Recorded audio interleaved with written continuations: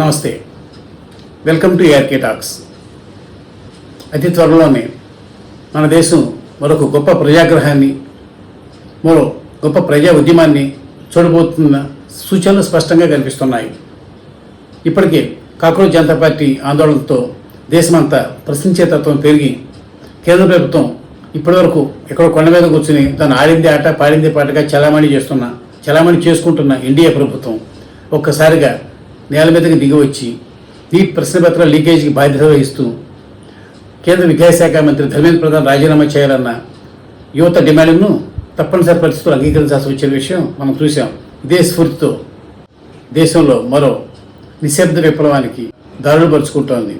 ఇంతకీ ఈ కొత్త ప్రజా ఉద్యమం ఏమిటి అంటే, E20 పెట్రోల్కు వ్యతిరేకంగా దేశవ్యాప్తంగా వాహనదారులందరూ కూడా ఒకరొకరుగా తమ వాణిని వినిపించేందుకు, దానికి వ్యతిరేకంగా తమ గళాన్ని విప్పేందుకు సన్నద్ధులవుతూ ఉండటం. ఇప్పటికే మనం చూసాం. E20 పెట్రోల్ అంటే ఇథనాల్ అనే బై ప్రోడక్ట్, అగ్రికల్చర్ బై ప్రోడక్ట్ను పెట్రోల్లో 20% మీద కలపడం ద్వారా వచ్చే పెట్రోల్ను E20 పెట్రోల్ అంటున్నారు. ఇది E20 పెట్రోల్ విదేశీ మార్గ ద్రవ్యాన్ని అపరిమితంగా ఆదా చేస్తుందని, పెట్రోల్ ఉత్పత్తులను విదేశాల నుంచి దిగుమతి చేసిన మనకు ఆ E20 అంటే లీటర్ పెట్రోల్లో 20% వరకు కలిపే ఇథనాల్ వల్ల ఎంతో విదేశీ మార్గ ద్రవ్యం ఆదా అవుతుందని, కొన్ని సంవత్సరానికి కొన్ని వేల కోట్లు అట్లా విదేశీ మార్గ ద్రవ్యం మనకు మిగిలి మన దేశం ఆర్థిక పరిస్థితి ఎంతో మెరుగవుతుందని, ఇది ఒక రకంగా దేశ సేవ చేసినట్లేనంత రీతిలో ఇప్పటి వరకు కేంద్రంలోని ఎన్డీఏ పెద్దలు ఊదరగొడుతూ వచ్చారు. అదే ఒరవడిలో కొద్ది నెలలుగా E20 పెట్రోల్స్ను దేశంలోని దాదాపు అన్ని పెట్రోల్ బంక్స్లో కూడా అమ్ముతున్నారు. వాహనదారులందరూ కూడా తమకు ఇష్టం ఉన్నా లేకపోయినా ఈ E20 అంటే ఇథనాల్ కలిసిన ఈ పెట్రోల్ను కొనుగోలు చేయక తప్పని నిర్బంధ పరిస్థితిని కల్పించారు. మామూలుగానైతే నిజంగానే ఈ పెట్రోల్ కనుక శ్రేయస్కరమైంది, వాహనాలకు ఎటువంటి హాని చేకూర్చుంది, మైలేజీని కూడా ఏమాత్రం ఎఫెక్ట్ చేయింది అయి ఉంటే కనుక వాహనదారులందరూ కూడా చక్కగా ఈ కేంద్ర ప్రభుత్వ నిర్ణయాన్ని హర్షించి ఉండేవారు, స్వాగతించి ఉండేవారు. కానీ E20 పెట్రోల్ వల్ల ఎన్నో దుష్ఫలితాలు ఉన్నాయి. వాహనాల మైలేజీ తగ్గటం, వాహనాలు తరచుగా రిపేర్లకు గురవటం, కొన్నిసార్లు అయితే వాహనాల మరమ్మతు కూడా పనికిరానంతగా, మరమ్మతులు చేయడానికి వీలైనంతగా పూర్తిగా మూలన పట్టడం, వీటన్నింటి వల్ల కూడా ఇథనాల్ కలిపిన పెట్రోల్ అంటే వాహనదారులందరూ జడుచుకునే పరిస్థితి. ఇదే విషయమై ఇప్పటికే ఎన్నెన్నో ఫిర్యాదులు ఎన్నెన్నో చోట్ల నుంచి వినిపిస్తూనే ఉన్నాయి. E20 పెట్రోల్ వద్దు మహాప్రభు, మాకు మామూలు పెట్రోల్ కొట్టి అందుబాటులో ఉంచండి అంటే కేంద్ర ప్రభుత్వం మాత్రం ససేమిరా అంటుంది. ఎందుకు అంటే దేశభక్తి, ఏదన్నా అంటే దేశం కోసం, ధర్మం కోసం, విదేశీ మార్గ ద్రవ్య ఆదా కోసం అంటూ E20 పెట్రోల్ను కొనుగోలు చేసి తీరాల్సిందే అన్నట్టుగా పెట్రోల్ బంకులన్నింటిలో కూడా దాదాపు E20 పెట్రోల్ కలిసిన E20 పెట్రోల్ తప్ప మరి ఇతర సాధారణ పెట్రోల్ దొరకని పరిస్థితి కల్పించింది. దీంతో మనందరం ఇష్టమున్నా లేకపోయినా తిట్టుకుంటూనే E20 పెట్రోల్స్ను మన కారులోను, మన 2 వీలర్స్లోనూ పోయించుకోక తప్పని పరిస్థితి. ఆ తర్వాత ఆ దరిద్రపు పెట్రోల్ కారణంగా పలు ఇబ్బందులు పడాల్సిన పరిస్థితి. ఇదే మాట చెప్తే ఇప్పటివరకు కేంద్ర ప్రభుత్వం దాన్ని తీవ్రంగా ఖండిస్తూ వచ్చింది. ఇదంతా ఒక అపోహైనని, E20 పెట్రోల్ పర్యావరణానికి అద్భుతమైన మేలు చేస్తుందని, వాహనాల మైలేజీ దానివల్ల ఏమీ తగ్గదని, వాహనాలకు రిపేర్లు వస్తాయి అది వాడితే అన్నది కేవలం అపోహ. దేశ ప్రగతి గిట్టను కొంతమంది శక్తులు చేస్తున్న కుట్ర ఎప్పుడు చెప్పాడు ఎలాగేది. కొంతమంది దేశద్రోహులు, భారతదేశం పురోగమించడం ఇష్టం లేని కొద్దిమంది ద్రోహులు చేస్తున్న కుట్ర కుతంత్రంగా కొట్టిపారేసింది కేంద్ర ప్రభుత్వం. కానీ దీన్ని తప్పని నిరూపిస్తూ చాలామంది సశాస్త్రీయంగా చూపించారు కూడా. E20 పెట్రోల్ వాడటం వల్ల వాహనాలు మరమ్మతులు గురవుతున్నాయి, పర్యావరణం పాడవుతుంది, మైలేజీ పడిపోతుందని అయినా కేంద్ర ప్రభుత్వం లక్ష్య పెట్టలేదు. సరే, అట్లా E20 పెట్రోల్ అమ్ముకుంటూనే ఉంది. అయితే ఈ సందర్భంలో ఈ కేంద్ర ప్రభుత్వం నిజంగానే నిస్వార్థంగా దేశం కోసమే E20 పెట్రోల్ను మనందరికి అంటగొడుతోందా అన్న ప్రశ్న చాలా కీలకం ఇక్కడ. కానీ వాస్తవం ఏమిటి అంటే, అమెరికాలో అగ్రికల్చర్ బై ప్రోడక్ట్గా వచ్చే ఇథనాల్ ఇప్పుడుగా ఉత్పత్తి అవుతుంది. దాన్ని వదిలించుకోవటం చాలా కష్టం అక్కడ. అందుకని అమెరికా అధ్యక్షుడు డొనాల్డ్ ట్రంప్ ఆదేశానుసారం మన కేంద్ర ప్రభుత్వం ఆ ఇథనాల్ ఇక్కడ దిగుమతి చేసుకుని దాన్ని మన పెట్రోల్లో కలుపుతోందని. కానీ దానికి కలరింగ్ ఎలా ఇచ్చిందంటే, పెట్రోల్లో ఇథనాల్ కలపడం ద్వారా 20% అంటే లీటర్కి 200 ml కలపడం ద్వారా దేశీయ ద్రవ్యం ఎంతో ఆదా అవుతుందని, ఆ మేరకు మన పెట్రోల్ దిగుమతులు తగ్గించుకుని చౌకగా వచ్చి ఇథనాల్ కొనడం ద్వారా విదేశీ ద్రవ్యాన్ని సంవత్సరానికి 1000 కోట్లు ఆదా చేసుకోవచ్చని చెబుతూ వచ్చింది కేంద్ర ప్రభుత్వం. ముఖ్యంగా కేంద్ర ఉపరితల రవాణా శాఖ మంత్రి హైవేస్ అవి చూస్తుంటాడు నితిన్ గడ్కరీ గారు. ఆయనైతే ఈ విషయం ఆయనకు సంబంధించింది కానప్పటికీ, తన శాఖ పరిధిలోని కానప్పటికీ కూడా ఇటువంటి పెట్రోల్ను విపరీతంగా ప్రమోట్ చేశారు.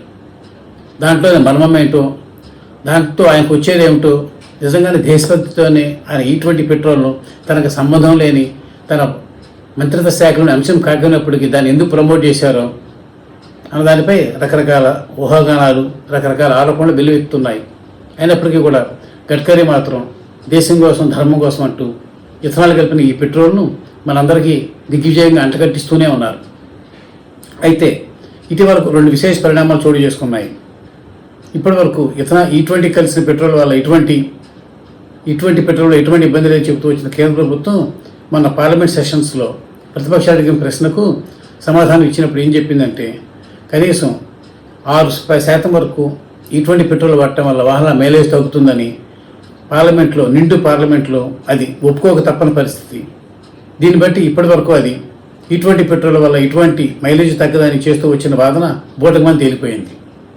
అంతేకాదు, నిన్న society of Indian automobile manufacturers అనేది సియామ్ అనే సంస్థ, అంటే దేశంలోని మోటార్ వాహనాలు ఉత్పత్తి చేసే సంస్థలన్నీ కలిపి ఏర్పాటు చేసుకున్న ఒక సంస్థ, ఆ సంస్థ ఒక ప్రకటన విడుదల చేసింది. కేంద్ర పెట్రోలియం శాఖ మంత్రికి ఒక లేఖ రాసింది. అదేమిటి అంటే, ఈ ఇథనాల్ కలిసిన E20 పెట్రోల్ వల్ల అవి వాడుతున్న వాహనాల్లో తీవ్ర మరమ్మతులు గురవుతున్నాయని, అవి కొన్ని పార్ట్స్ అయితే పూర్తిగా అసలు రిపేర్ చేయడానికి కూడా పనికి రాకుండా ఆ వాహనాలు శాశ్వతంగా మూలబడే పరిస్థితి వచ్చిందని, కాబట్టి E20 పెట్రోల్ను వాడకం తగదని ఆ విషయమై పునరాలోచించాలని కేంద్ర పెట్రోలియం శాఖ మంత్రికి SIAM, society of Indian automobile manufacturers అనే సంస్థ నిన్న లేఖ రాసింది. దీన్ని బట్టి అర్థమవుతుంది మనకి, మన పార్లమెంట్లోనేమో మైలేజ్ తగ్గుతూ ఒప్పుకుంది, ఇవాళేమో స్వయంగా వెహికల్స్ ఉత్పత్తి చేసే ఈ అసోసియేషన్, ఈ సంఘం కేంద్ర పెట్రోలియం శాఖ లెటర్ రాసింది. దీనివల్ల వాహనాలు చెడిపోతున్నాయి. దీన్ని బట్టి మనకు అర్థమవుతుంది కేంద్ర ప్రభుత్వం ఇప్పటిదాకా మనని దేశభక్తి పేరిట, దేశానికి విదేశీ మార్గ ద్రవ్యం ఆదా పేరిట ఇది హానికరమని తెలిసినప్పటికీ కూడా ఈ ఇథనాల్ కలిసిన పెట్రోల్ను మనందరికీ నిర్బంధంగా మనం కొనక తప్పని పరిస్థితి కల్పించింది. ఇప్పటి వరకు అయితే మన పెట్రోల్ బంక్స్ చూసాం, పవర్ లేదా ప్రీమియం పెట్రోల్ అంటారు, నార్మల్ పెట్రోల్. పవర్ అంటే కొంచెం ఎక్కువ ఉంటుంది ప్రీమియం పెట్రోల్, అది ఇష్టం ఉంటే అది కొట్టించుకుంటారు వెహికల్స్కి, లేదంటే మనం నార్మల్ పెట్రోల్ కొట్టించుకుంటాం. మా ఆప్షన్ మనకే ఉండేది. కానీ ఇటువంటి పెట్రోల్ విషయంలో మాత్రం నార్మల్ పెట్రోల్ అనే విభాగాన్ని ఎత్తివేసి ఖచ్చితంగా నార్మల్ పెట్రోల్ అంటే ఇథనాల్ కలిసిన పెట్రోల్ మాత్రమే మనకు దొరుకుతుంది ఇప్పుడు. అయితే పవర్ లేకపోతే E20 పెట్రోల్ ఇది తగదని, దీని వెంటనే ఈ విధానాన్ని మార్చాలని, 3 రకాల పెట్రోల్స్ అమ్మాలని అవసరమైతే ప్రీమియం లేదా power, normal petrol, E20 petrol ఇలా 3 అమ్మి వాటిలో ఏదైనా ఎంచుకునే సౌలభ్యాన్ని వాహనదారులు కల్పించాలని వాహన సంఘాలు, వినియోగదారులు మొత్తుకుంటూ వస్తున్నారు.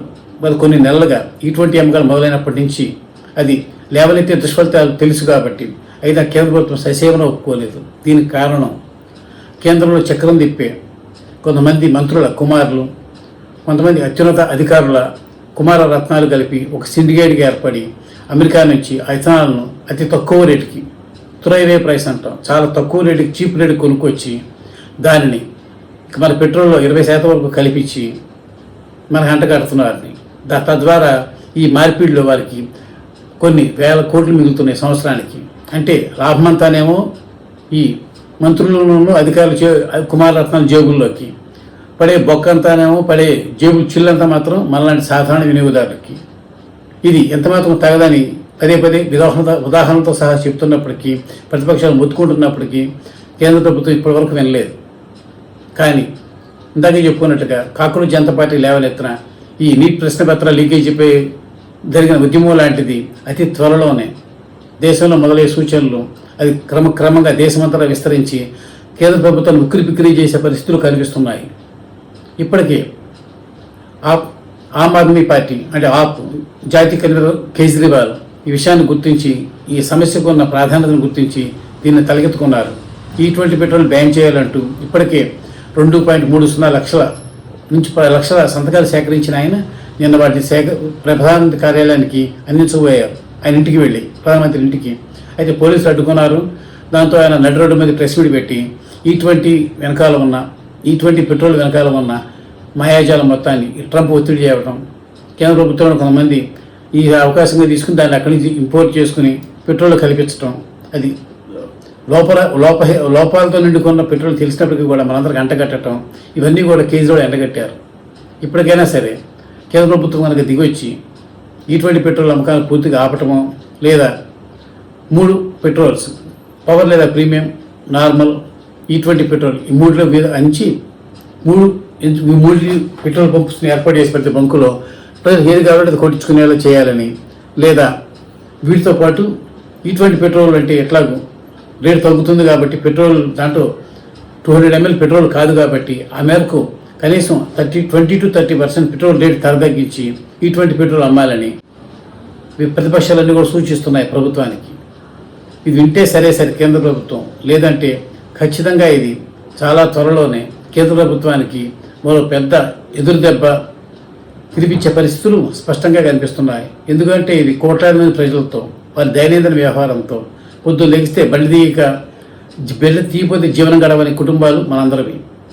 ఇట్లా మార్నింగ్ అంటే ఇంత దైనందిన సమస్య మన దైనందిన జీవితాలతో ముడిపడి ఉన్న ఈ పెట్రోలియం వంటి నిత్యావసర వస్తువుల విషయంలో కూడా దేశం పేరిట ఇలా రాజకీయం చేస్తూ తమ జేబులు నింపుకోవాలనుకుంటున్న కేంద్ర ప్రభుత్వం ఇకనైనా సొంత లాభం కొంత మానుకుని తెరచాటు వ్యవహారాలకు స్వస్తి చెప్పి ప్రజల వాహనాలను, ప్రజల జేబులను, ప్రజల మనశ్శాంతిని దూరం చేస్తున్న E20 పెట్రోల్కు స్వస్తి పలికి ప్రజలందరికీ తమకు కావలసిన ఇంధనాన్ని ఎంచుకునే అవకాశాన్ని ఇస్తే శ్రేయస్కరం వారికి, ప్రజలకు కూడా.